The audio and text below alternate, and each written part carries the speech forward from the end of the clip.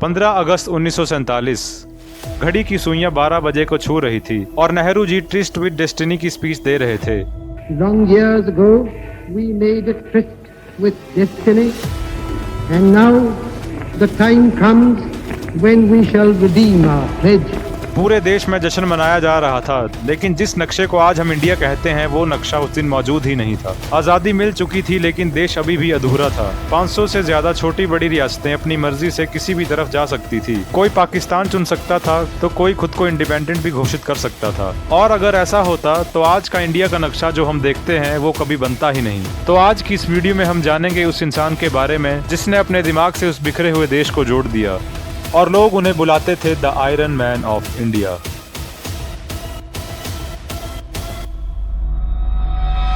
उन्नीस से पहले इंडिया 2 हिस्सों में बटा हुआ था। पहला हिस्सा था ब्रिटिश इंडिया, जहां सीधे ब्रिटिश क्राउन का राज चलता था, और दूसरा हिस्सा था प्रिंसली स्टेट्स। ये वो रियासतें थी जहां ब्रिटिश राज ने कभी सीधे कंट्रोल नहीं किया था। यहाँ राजा, नवाब या महाराजा होते थे जो पैरामाउंटसी के थ्रू ब्रिटिश क्राउन के साथ एक अलग रिश्ता रखते थे।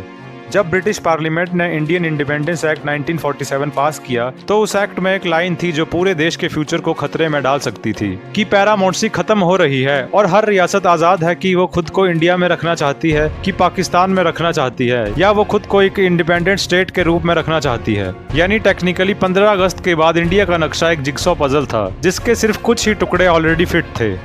तो अब जरा सोचो, 565 से ज्यादा प्रिंसली स्टेट्स थी, जिनमें से कुछ इतनी बड़ी थी कि उनकी अपनी आर्मी, करेंसी और अपना रेलवे सिस्टम भी था, जैसे हैदराबाद या कश्मीर, और कुछ इतनी छोटी कि सिर्फ एक गांव के ही बराबर थी। और अगर ये स्टेट्स अलग अलग रह जाते तो इंडिया कभी यूनाइटेड नहीं बन पाता। इमेजिन करो कि राजस्थान के बीच में एक इंडिपेंडेंट जोधपुर होता या साउथ इंडिया में एक इंडिपेंडेंट हैदराबाद होता जो कभी भी अपनी मर्जी से पाकिस्तान के साथ जा सकता था। इस चुनौती को समझने के लिए एक नाम चाहिए था जो डिप्लोमेसी भी जानता हो और जो जरूरत पड़ने पर सख्ती भी दिखा सके। अब यहाँ एंट्री होती है वल्लभ भाई पटेल की, जिन्हें बरदौली सत्याग्रह के बाद उनकी दृढ़ता के लिए सरदार का खिताब मिल चुका था।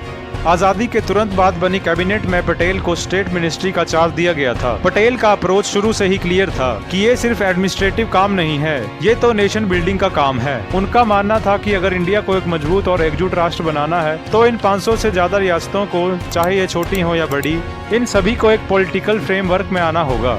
लेकिन पटेल अकेले नहीं थे, उनके साथ थे वीपी मेनन जो कि स्टेट मिनिस्ट्री के सेक्रेटरी थे। उन्होंने वो लीगल डॉक्यूमेंट डिजाइन किया जो हर रियासत के लिए एक एंट्री पॉइंट बना, जिसे इंस्ट्रूमेंट ऑफ असेशन कहा गया। पटेल जहां डिप्लोमेटिक प्रेशर और पॉलिटिकल विल लाते थे, वहां मेनन उस विल को प्रैक्टिकल और लीगल शक्ल दे देते थे। इन सभी स्टेट्स को इंडिया में लाने के लिए पटेल राजाओं और नवाबों से सीधी बात करते थे, कभी इमोशनल अपील से और कभी सीधी वार्निंग के थ्रू, और उसके बाद मेनन पूरी रात काम करके उस वर्बल कमिटमेंट को एक साइन लीगल डॉक्यूमेंट में बदल देते थे।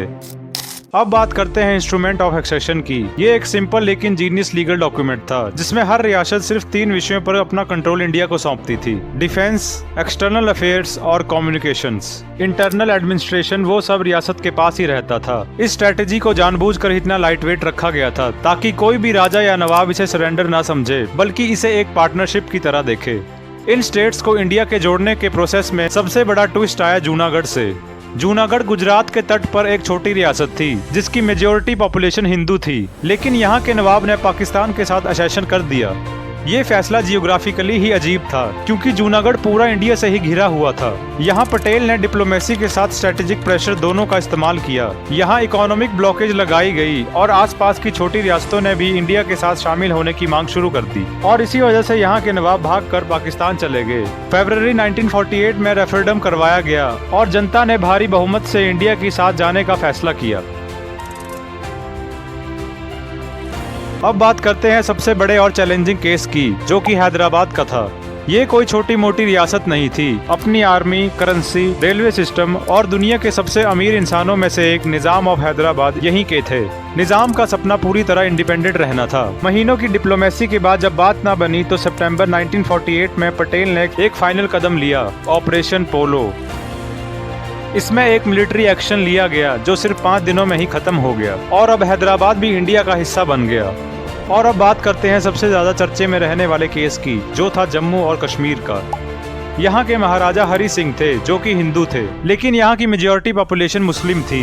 हरि सिंह चाहते थे कि वो भी इंडिपेंडेंट रहें, लेकिन अक्टूबर 1947 में पाकिस्तान से एक आर्मड ट्राइबल ने कश्मीर पर हमला कर दिया। अब घबराए हुए हरि सिंह ने इंडिया से मदद मांगी। इंडिया ने क्लियर कर दिया कि मदद तभी मिलेगी जब एसेशन साइन होगा। 26 अक्टूबर 1947 को महाराजा ने इंस्ट्रूमेंट ऑफ एसेशन साइन किया और अगले ही दिन इंडियन ट्रूप्स को श्रीनगर भेजा गया। ये एसेशन सिर्फ 3 विषयों तक सीमित था, जो आगे चलकर आर्टिकल 370 जैसी स्पेशल प्रोविजन की बुनियाद बना। कश्मीर का केस आज भी चर्चा में है, लेकिन उसका ओरिजिन इसी 1947 के तेज डिसीजन में है। अब 565 से ज्यादा प्रिंसली स्टेट्स सिर्फ 2 साल से कम समय में ही इंडिया के साथ जुड़ चुकी थी।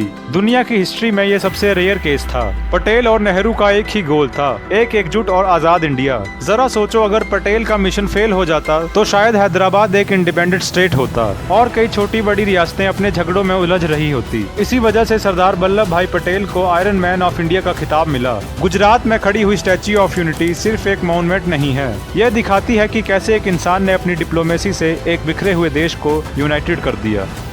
तो आपको ये वीडियो कैसी लगी कमेंट्स में जरूर बताएं और ऐसे ही वीडियोस देखने के लिए सब्सक्राइब करें हमारे इस चैनल को।